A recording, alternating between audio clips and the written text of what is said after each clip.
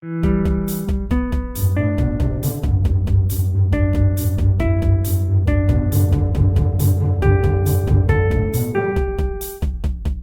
Lauren Leader. Welcome to Equal Value. And I'm Daniela Pierre-Bravo. This week, we're focusing on the progress towards LGBTQ equity. Lauren, just this week, a Gallup poll showing strong public support for gay rights. Really a dramatic shift from what we saw years ago. The data is amazing. So Gallup found that now 70% of Americans, including rising numbers of Republicans as well as Democrats, support the legal right for gays and lesbians to marry. And what's so amazing about that is in 1996, when they began measuring this, only 27% of Americans felt the same way. It's incredible progress. Yeah, absolutely. So most Americans are showing their support. The support is there, but over 250 anti-LGBTQ bills have been introduced in state legislatures across the country just this year. 8 of them have been enacted into law, with more waiting to be signed. Joining us now to help us dig into this issue, Arli Christian, a campaign strategist for the ACLU, who focuses on advancing initiatives to support and protect LGBTQ people. Arli, thank you so much for being here.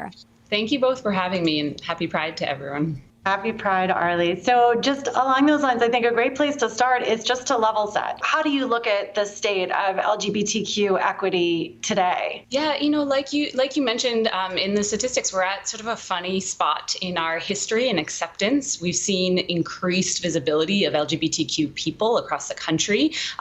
We now have a federal government that's more supportive of LGBTQ issues than ever, with a president who's called trans rights the human rights issue of our day.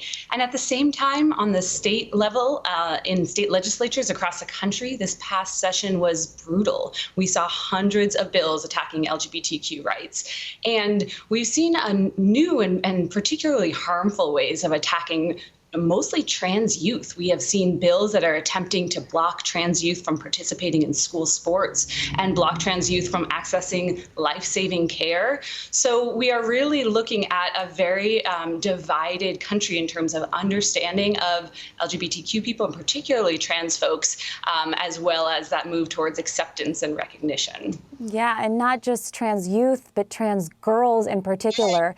The ACLU is suing on a number of states over bills on this issue, but can you kind of take us through it? What do we need to know about these bills? What's at stake here, and how does it play out? Yes, so, we warned state legislatures, if you pass these bills harming trans youth, we will come after you in court, and we are doing so. The ACLU has filed a lawsuit in West Virginia on behalf of a young 11-year-old girl who wants to run cross country after they passed their bill blocking trans youth from participating in sports. We filed a lawsuit in Arkansas on behalf of trans youth and their families and doctors because of a medical ban passed there for accessing medical care for trans youth.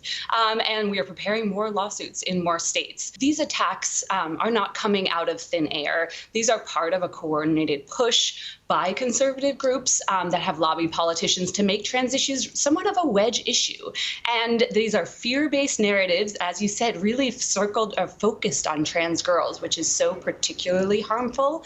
And this is not a new thing for the LGBT community, right? As we all know, we've seen fear-based narratives about gay and lesbian couples and how we will destroy families, right? We've seen fear-based narratives just a few years ago about trans women and adults in restrooms.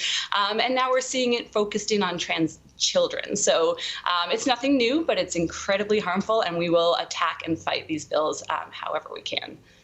I mean, don't come for the kids.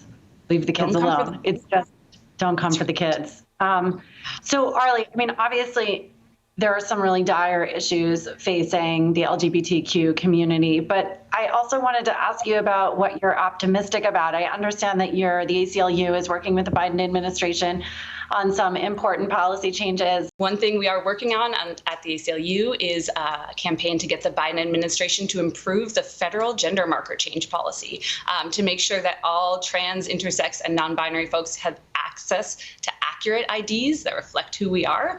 And this is really important, right? We all use IDs on a daily basis to move through the world. And when we don't have an accurate gender marker on our ID, that that matches who we are, we experience discrimination and harassment. And you can get involved. We have an action alert up. You tell the White House we want access to accurate IDs. You can send a message to them by visiting aclu.org/theythepeople. Make sure you're consuming trans media, right? Read trans stories, watch trans shows. There's a great Netflix documentary called Disclosure, produced by Laverne Cox, that has a lot of information about trans folks in the media. You can watch the documentary Changing the Game, which you'll see some of our incredible trans youth playing sports and learn more about that issue, which includes our ACLU client, Andrea Yearwood. Talk to your families about trans issues, and we really know that the trans community will continue to be proud, to be understood, and to have equal rights. Thank you so much for joining us, and we'll be back next week to give more stories equal value.